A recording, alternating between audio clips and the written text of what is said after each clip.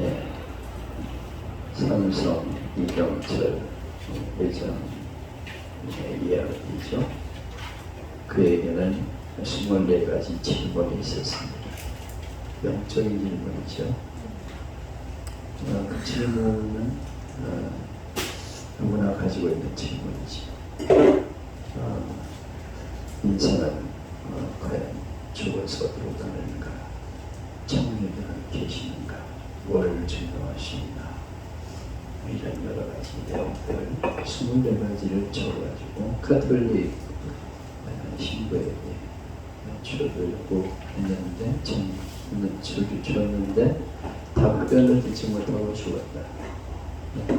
열심히 준비를 했는데 답변을 듣지 못하고 죽었다. 그렇게 알려집니다. 24년 만에 공개된 편지. 우리와 좀 신앙관이 다르기 때문에 답을 줬어도 우리가 생각하는 답은 아니었겠지만 어쨌든 그에게 인생의 문제에 대한 진지한 성찰이 있었습니다. 아무리 많은 돈을 가져도 결국은 죽는구나. 폐암 걸려가지고 죽게 됐는데 마지막 죽기 전에 그가 이 인생의 문제에 대해서 영혼의 문제에 대해서 진지하게 의문을 가지고 해답을 요구했다는 것은 아름다운 일이고 귀한 일입니다. 우리 인생은 다 죽게 되죠. 전도하는 자나 전도받는 자나 이 자리에 있는 모두 다 세상을 떠납니다. 병에 걸려 죽든 사고를 당해 죽든 나이가 몇 살에 죽든 100세, 요새 100세 시대라고 그러는데 100세는 넘을 수도 있지만은 그 안에 대부분 죽더라고요. 100세까지 가는 사람은 거의 5%도 안 되는 아주 소수의 사람은 100세를 넘기죠. 100세는 5%도 안 되죠. 한 2, 3%일 거예요. 아주 희미한, 피부가 희귀한 사람들이 100세까지 살죠. 여러분 지금 어디에 와 있을까? 우리 주위에서 한 사람 한 사람 떠나는데 어저께 우리 목사 청년의 사모님의 친정 아버지가 돌아가셨다. 어머니인가? 100세였다. 많이 사셨어요.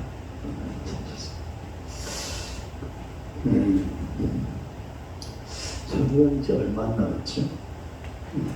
우리 아내는 그런 마음 제일 싫다고 그러는데 그 인간의 실존이니까 언젠가 떠나야 되는 것이고 준비를 해야 되는데 우리는 해답을 가지고 있죠. 예수님을 믿으면 영원한 생명을 얻게 된다. 그래서 언제 죽든 상관은 없어요. 근데 우리가 살아있는 동안에 내가 해야 할 일, 영혼을 구원하고 복음을 전하는 일, 여기에 최선을 다해서 한 생명이라도 살리는 것이 우리가 해야 할 일인데 과연 그걸 잘하고 있나? 그것이 우리의 항상 가지고 있는 숙제고 또 기도 제목입니다. 그래서 제가 늘 이제 기회 있을 때마다 강조하는 게 있어요. 이번에 한 사모님하고 엊그저께 가서 카페에서 그런 얘기를 했습니다. 교회에서 가장 필요한 것이 무엇일까? 첫째는 하나님 말씀에 대한 선포다.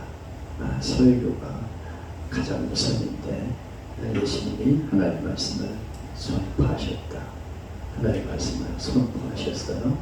그래서 하나님 말씀을 효과적으로 전하는 것이 가장 우선이기 때문에 목회자들은 어떻게든지 설교를 감동적으로 성도들의 은혜받게 전해야 된다.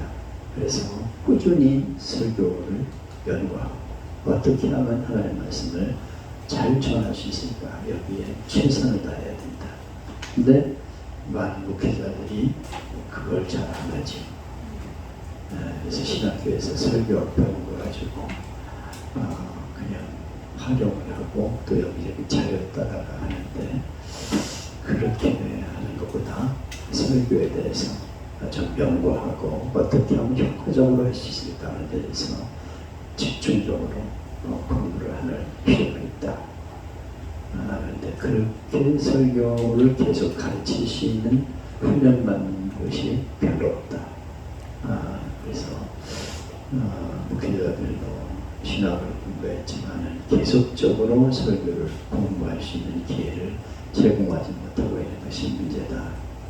그래서 지금 불꽃사의 모임, 이것도 우리 성목사님이 여기서 시작을 하시는데 하나의 좋은 기회라고 생각을 하고 몇 명이 되든지 하여튼 우리 후배들에게 하나님의 말씀을 어떻게 전할 것인가에 대해서 좀 연구를 하고 생각을 하고 그런 기회를 하나님이 주셔서 감사하다. 두 번째는 그 하나님의 말씀을 어떻게 전할 것인가. 전도에 집중하는 교회, 제자훈련이 필요하다. 두 번째는 제자훈련.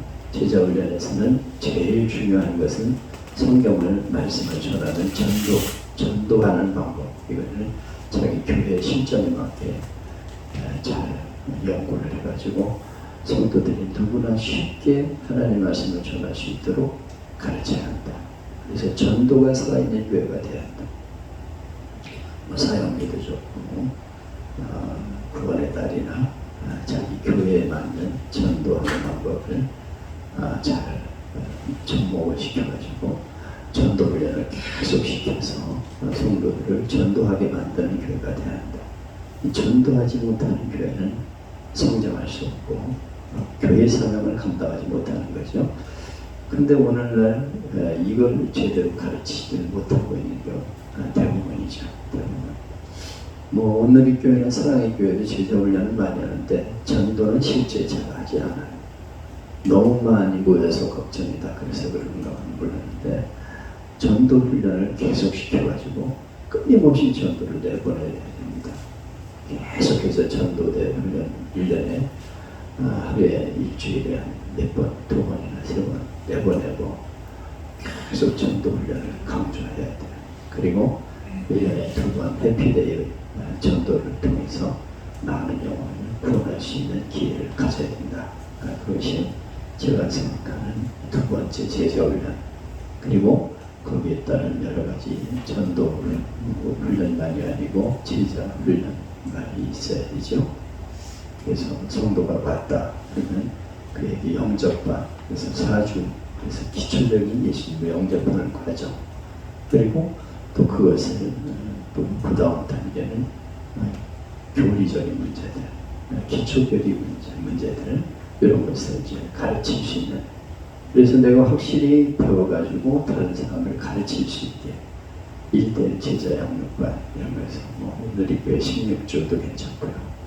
나는 그 사도신경을 잘 좀 성도들이 훈련받아가지고 누구에게나 가르칠 수 있으면 좋겠다는 생각을 합니다. 내가 신학교에서 해보니까 야 이게 정말 필요한데 사도신경에 대해서 그 안에 우리 기독교의 교리가 다 담겨 있어요. 그래서 확실하게 누구에게나 사도신경을 설명할 수 있는 그런 성도로 훈련시키면 좋겠다. 그런 생각을 해봅니다. 근데 너무 제자훈련반이 많으면은 그거 배우느라고 정신 못 차리면서 제대로 할 수가 없어요. 오늘이 같은 경우는 너무 제자훈련이 많아. 몇 년 동안 계속 10년을 배워도 끝이 없어요. 이건 배우는 건 좋은데 배우다 끝나. 이러면 안 된다는 생각을 하죠. 그래서 전도 훈련과 함께 그것을 기초적으로 가르칠 수 있는 훈련을 해서 누구에게나 훈련을 시킬 수 있는 그런 교회가 되면 좋겠다.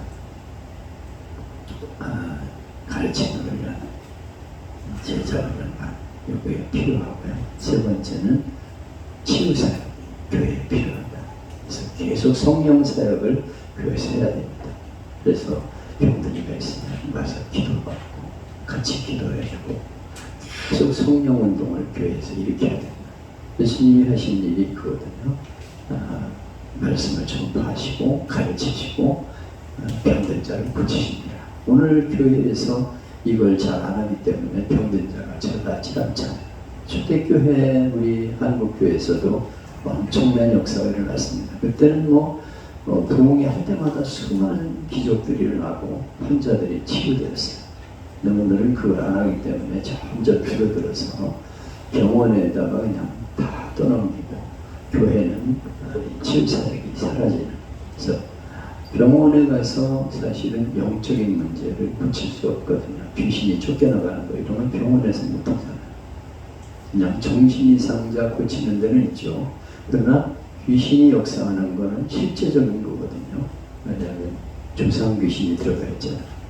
불교를 오랫동안 다니지만은 반드시 불교의 영이나 무속의 영들이 그 집안에 있습니다. 그래서 자손들을 괴롭히고 계속 방해하고 그러는데 이런 사역을 교회에서 해야 됩니다. 성령 사역이 활발하게 일어나는 교회 이 세 가지를 제가 좀 말씀을 드렸어요. 이거는 참 우리 교회가 해야 될 일이고 좀 아쉽다 그런 생각을 해봅니다.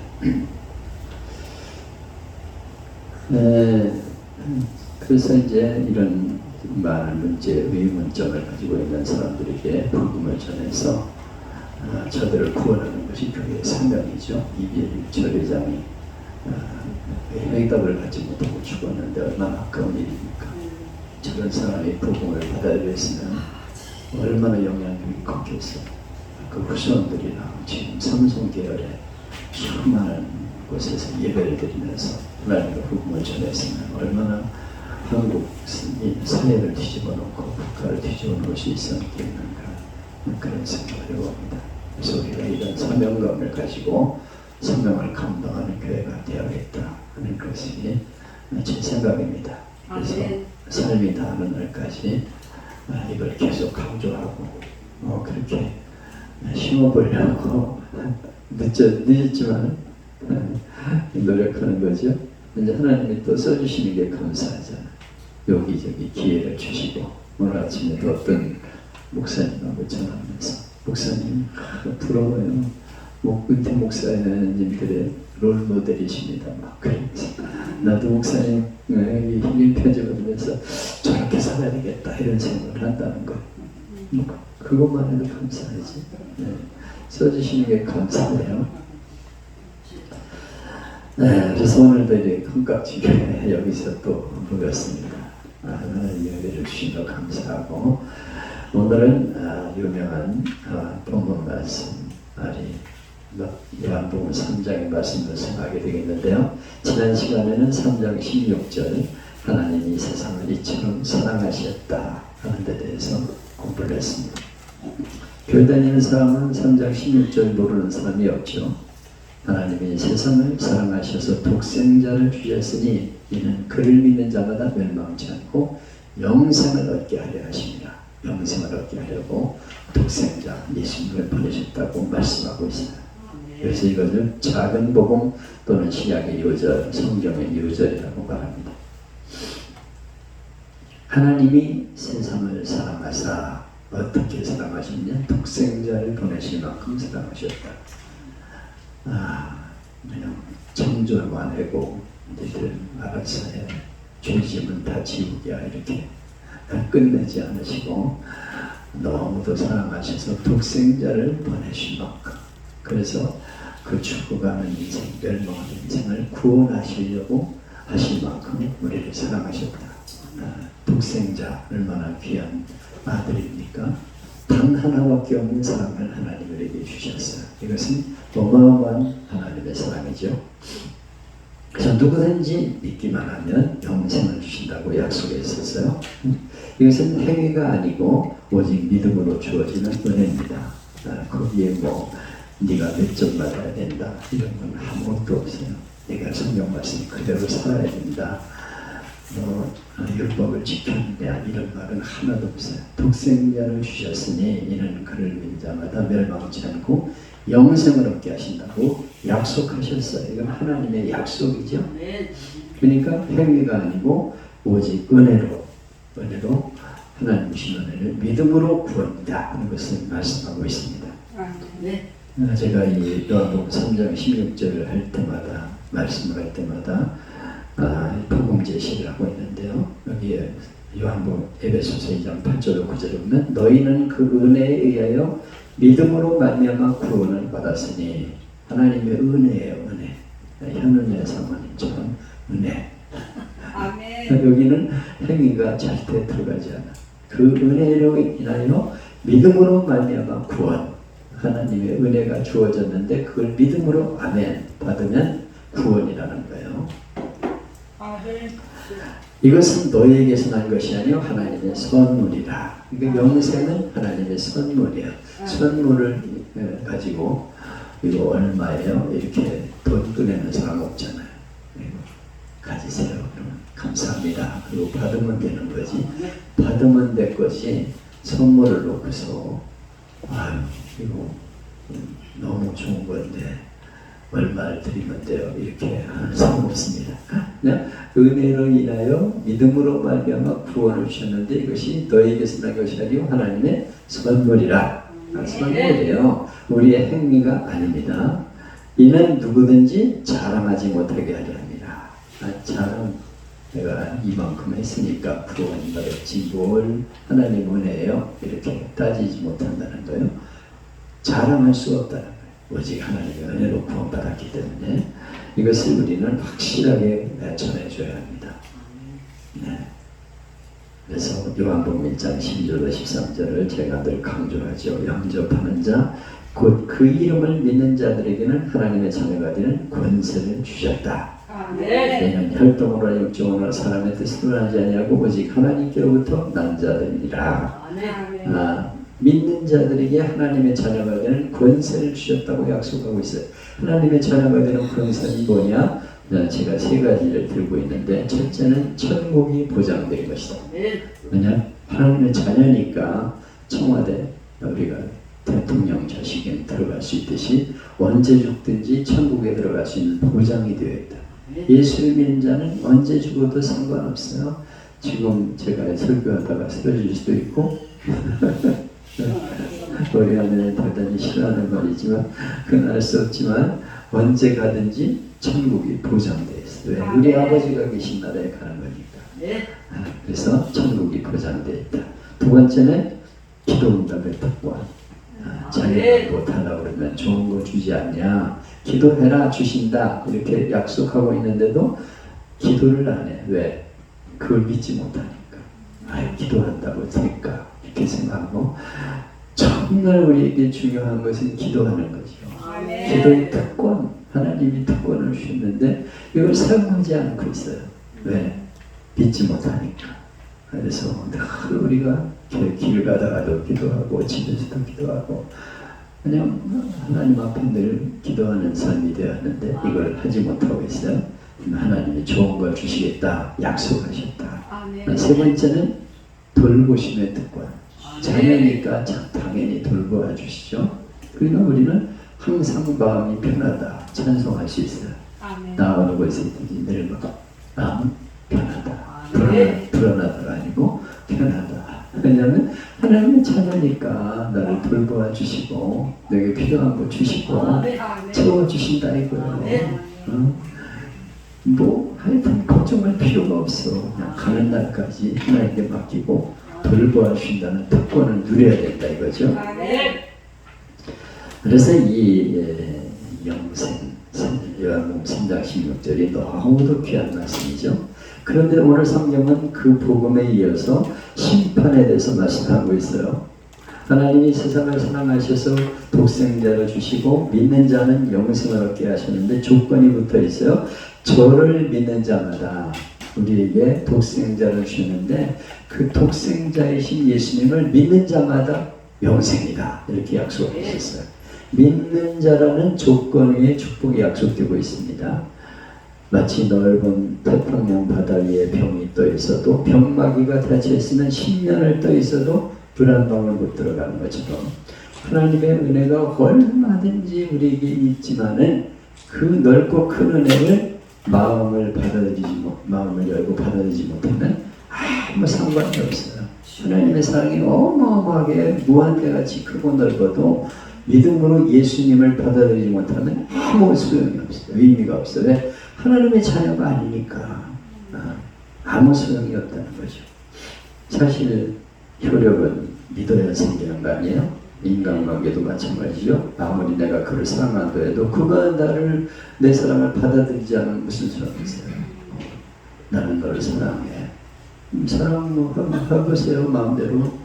나는 전혀 마음이 없으니까 그러면 소용없어요. 그지? 짝사랑일 뿐이지. 사랑을 받아들여야 돼. 하나님의 짝사랑하게 만들면 안 돼.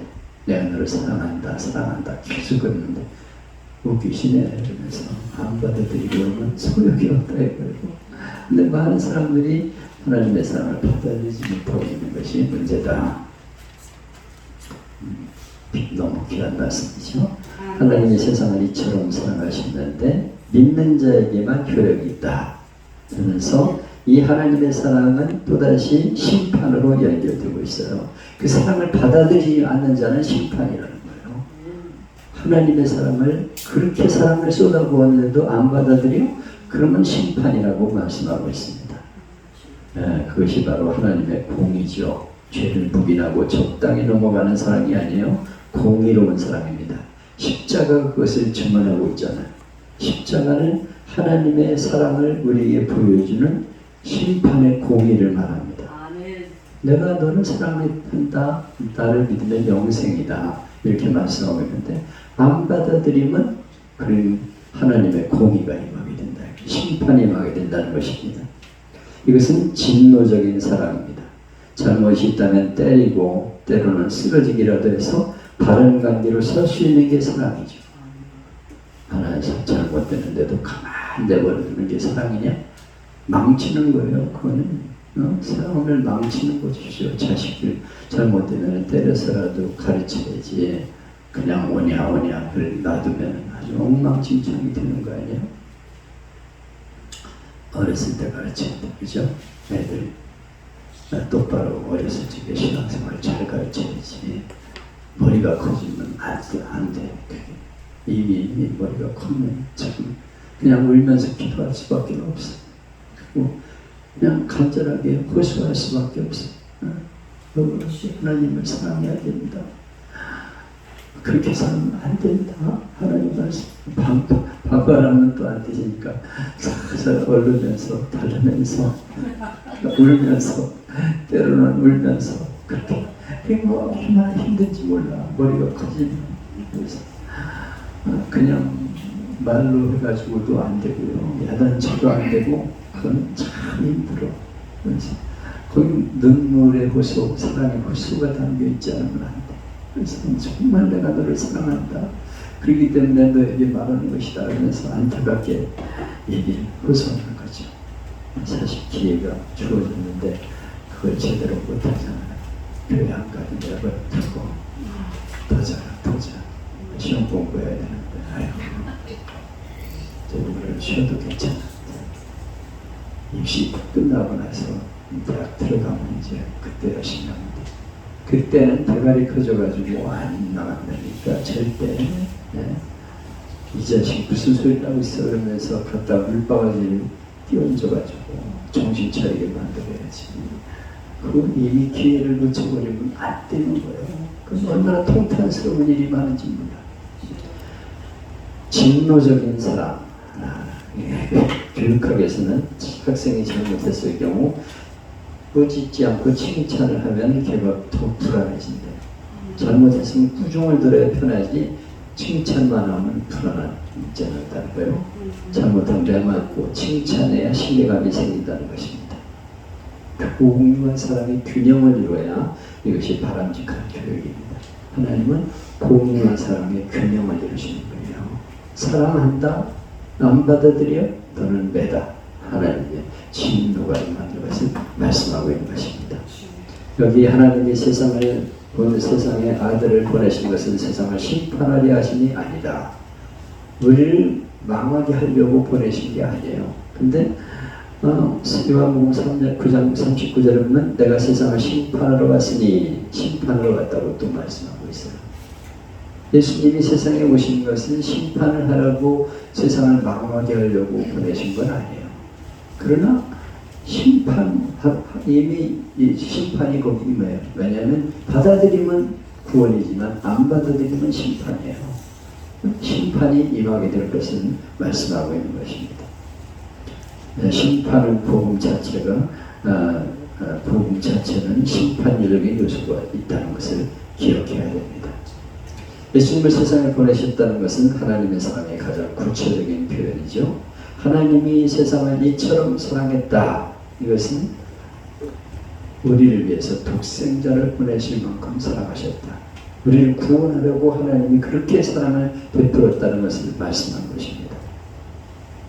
그래서 우리는 생각해야 합니다. 우리가 예수님으로부터 받아야 될 중요한 것은 무엇이냐? 가장 큰 축복은 무엇이냐? 정말 소원하는 복은 무엇이냐? 교회 나오는 궁극적인 목적은 무엇이냐? 왜 교회 나오세요? 이렇게 물어보면 지금 교회 나오는 마음이 편하고요. 또 사업도 잘 된다고 해서 나왔고요. 병도 낫기 위해서 나왔어요. 이렇게 얘기하는 그건 참 잘못하는 거죠. 가장 중요한 것은 구원이에요. 예수님을 믿고 영생을 얻는 게 이게 가장 중요한 거예요. 그걸 받으면은 다른 건 없어도 괜찮아.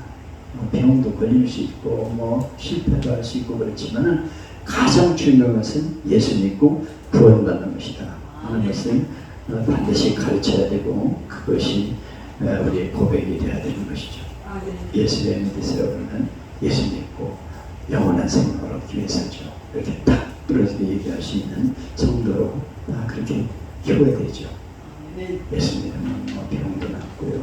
어쩌고 아니 그런 건 안 나올 수도 있다니까. 예수 믿어도 공평하게 오히려 죽을 수도 있는 거고 사고도 당해 죽고 그러는 거지. 예수 믿으면 다 만찬통인가? 난 그런 말하는 너무 그걸 강조하는 쪽은 내가 좀 문제가 있다고 생각하는 사람이에요. 부차적인 문제야. 그거는 가장 중요한 건 예수 믿고 구원이지. 그걸 확실하게 매듭을 지고 넘어가야 되죠.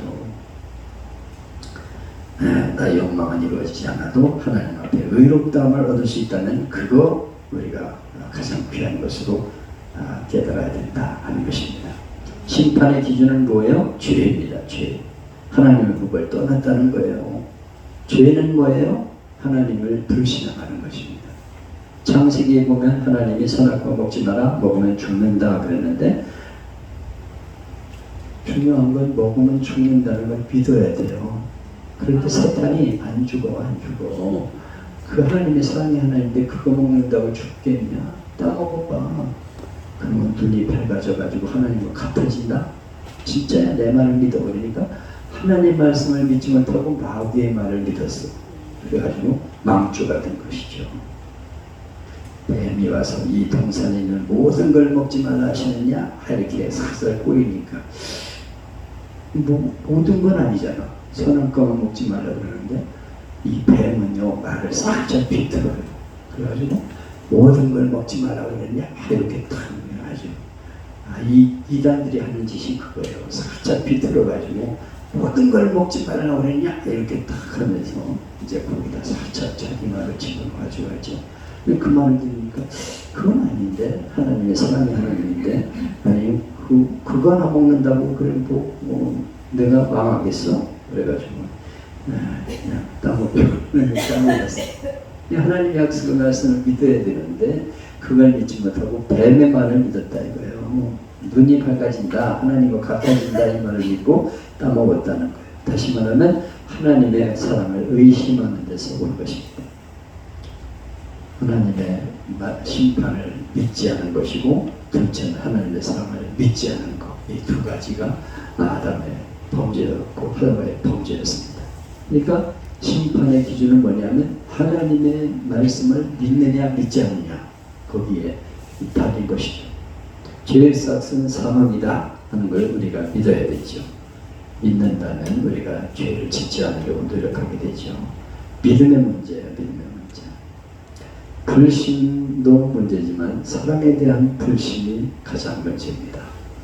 죄를 지어서 하나님의 심판을 받아 뱀에게 물렸어요. 그리고 구리감을 만들면 쳐다보면 살리라 그러는데 아니 그걸 안 쳐다보고 죽고 왜냐하면 아이고 죄 가지고 뱀에게 물려 죽게 하셨는데 그걸 쳐다본다고 살겠냐 이런 생각을 하죠. 아니 예수를 믿으면 구원이라니 아니 내가 그동안 지은 죄가 얼마인데 그래 안 믿어. 아무리 믿음이라고 해도 아이고 그런다고 왜 구원이 말이 돼요 그러면서 안 믿어. 그러면 죽는 거지.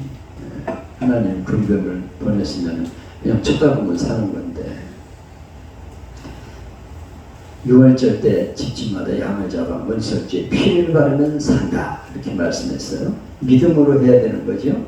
양의 피를 문설주에다 뻘겋게 칠해놓고 죽음이 넘어가기를 기다리는 그 모습은 얼마나 장황한 모습이었겠어요. 믿음이 아니면 불가능해요. 아니 양의 피 갖다 바른다고 죽음의 진이 넘어간다는 게 말이 돼? 말이? 그래서 어떤 사람은 안 받았어. 안 받는 사람은 다 죽은 거예요. 아니 하나님이 시키는 건 너무 단순하다니까. 아니 하나님 쉬운 게 복음이에요. 너무 어려운 거 시키면 어떻게 구원받을 수가 있겠어요. 어려운 거 시키면 구원받겠어?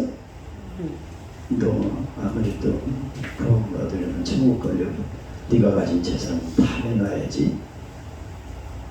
그러면 내놓을 수 있겠습니까? 안 된다니까. 아니야, 너무 쉬운 거 믿기만 하면 구원 이거 너무 쉬운 건데 이걸 안 믿어가지고 죽는 건 어쩔 수 없는 거예요. 18절은 믿지 않는 자는 벌써 심판을 받았느니라. 믿어지지 않으면 심판 받은 거예요. 하나님의 사랑이 믿어지지 않는 건 그 사람은 심판을 받은 것입니다. 사실 징계도 선한 사람을 만들기에 도움이 되지만 사람이 맞을수록 더 나빠져. 교도소가 안고 있는 문제도 그거죠. 교도소에 사람 되어 나오는 사람도 있지만 범죄를 더 잘 준비해가지고 나오는 사람도 있어. 때리면 때릴수록 악해진다. 이걸 심판이라고 말할 수 있습니다. 이걸 징계 앞에서 겸손하지 못한 사람은 사랑해준다고 달라지지 않아요. 오히려 그걸 악의 기회로 삼는 데 문제가 있는 것이죠. 그래서 하나님의 사랑을 받아들이지 않으므로 정죄를 당해 죽게 된다는 거예요. 아니 지가 죽겠다는데 어떻게 하겠어. 그냥 안 쳐다보고 난 죽겠다는데 할 수 없이 죽어야지. 전에 가끔 들은 얘기죠. 남편이 해외 근무 나간 사이에 남자와 불륜 관계를 맺었습니다. 아무도 모르는 남편이 매달 월급을 붙여왔어요. 몇 년 만에 고국에 돌아오는 날 아내는 정부와 자살을 해버렸어요. 남편은 가족 만나는 기쁨으로 돌아왔는데 왜 그날 죽어야 됩니까? 그게 심판이야. 남편의 사랑을 받아들일 수가 없다는 거예요. 남편이 과거를 다 용서한다고 해도 나는 그 사랑을 받을 자격이 없지. 그래가지고 죽어버려. 하나님이 그렇게 사랑한다고 하는데도 받을 자격이 있어야지. 그러고서 죽어버리면 할 수 없는 거지 뭐. 여기 19절은 그 정죄는 이것이니 곧 빛이 세상에 있을 때 사람들이 자기 행위가 악함으로 빛보다 어둠을 더 사랑한 것이라. 빛으로 나오면 좋은데 죄를 지은 사람은 더 숨어버려요. 그래가지고 바퀴벌레가 빛이 있으면 흙속으로 숨듯이 죄 있는 사람은 교회에 나오진 않으려고 그러고 자꾸 거부해. 복음을 거부하고 난 교회 안 나가. 난 자격이 없어 그러면서 자꾸 도망가려고 해요. 그래서 예수 믿는 사람 욕하고 핍박하지 않죠. 나는 과연 진실한 사람, 깨끗한 사람과 사귀는 게 편한가? 아니면은 저 불의한 사람과 사귀는 게 편한가 생각을 해봐야 됩니다. 내가 진실하고 거룩한 사람을 만나면 부끄럽다 해도 피하지 말고 자꾸 가까이 해야 돼. 서로야 은혜가 임하는 것입니다. 이게 빛으로 나오는 길이죠. 부끄럽고 두려워도 빛 앞으로 나오는 사람이 살 수 있어요. 우리도 하나님의 사랑을 받아들여서 빛 안에 살기를 힘쓰는 삶이 되어야 하고요. 바로 이 받아들이지 못하는 사람에게 저주가 된다는 것을 기억하고 자꾸 피해 다니는 사람에게 쫓아가서라도 하나님의 복음을 전하는 우리가 되어야 하겠습니다.